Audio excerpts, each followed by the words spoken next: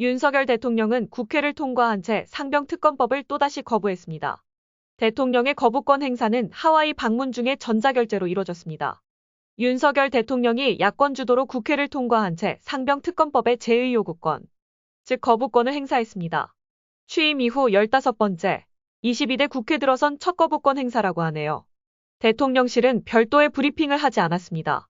그러면서 짧은 문자 공지를 통해 이런 이유를 들었습니다. 경찰 수사 결과 발표로 실체적 진실이 밝혀졌다. 야당이 밀어붙인 특검법은 철회돼야 한다. 고 주장했습니다. 특검법이 대통령실의 외압 의혹 등을 파헤치기 위한 것인데도 임성근 전 사단장이 혐의가 없다고 한 경찰 발표를 근거로 특검이 필요 없다는 주장을 하고 있는 겁니다.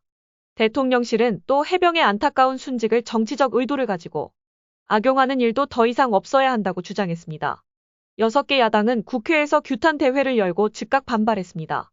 더불어민주당은 윤 대통령의 거부권 행사는 곧 국민을 상대로 한 선전포고라며 대통령 본인이 수사 대상이 될 수도 있는 특검법을 거부하면 안 된다고 강조했습니다. 본인과 배우자의 범죄 연루 의혹 은폐하기 위해 사적으로 남용한다면 그 자체로 중대한 헌법과 법률 위반입니다. 조국혁신당은 윤 대통령을 향한 특검법까지 발의하겠다고 나섰습니다. 여당은 대통령의 거부권 행사가 진상규명이라는 간절함에 따른 결정이라며 철통 엄호에 나섰습니다. 국회로 되돌아온 채 상병특검법의 재의결은 국민의힘 전당대회가 끝나는 23일 이후가 될 거라는 전망이 나옵니다. 윤석열 대통령이 거부권을 행사한 건 하와이에 도착한 지 5시간 반 만이었습니다. 대통령실 관계자가 출국 전 오랜 시간이 걸리지 않을 거라고 했는데 사실상 순방길에 오르자마자 전자결제에 서명한 겁니다. 윤석열 대통령과 김건희 여사는 순방 첫 일정으로 6.25 전쟁 참전용사들이 안장된 태평양 국립묘지를 찾았습니다.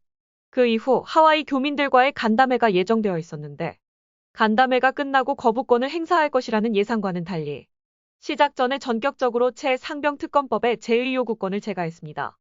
왜 이렇게 빨리 또 거부권을 행사했는지 설명은 없었고 동포 간담회에서는 마이크를 잡았지만 관련된 언급조차 하지 않았습니다. 한미 동맹을 내실 있게 발전시켜 양국 공동 번영의 미래를 열어나가고 동포 여러분께도 힘을 보태드리겠습니다. 귀국 후 오는 19일째 상병 일주기 직전에 거부권을 행사할 경우 여론은 더 나빠질 수 있습니다. 해외 순방 중에 거부권을 털어버리는 게 정치적인 부담이 적다고 판단한 것으로 보입니다. 또 이른바 김건희 여사 문자 공개로 친윤과 반윤의 사활적 계파 갈등이 고조되는 상황에서 시간을 끌어봤자 당내 분란의 소재로만 이용될 수 있다는 우려도 깔린 것으로 분석됩니다. 윤석열 대통령은 우리 시각으로 내일 새벽 인도태평양 사령부를 방문합니다. 윤 대통령은 북핵 위협에 맞서 한미 확장 억제 체제 구축이 현실적 해법이라고 했습니다. 인도태평양 사령부 방문은 한미동맹의 굳건한 결속을 확인하는 자리라는 게 대통령실의 평가입니다.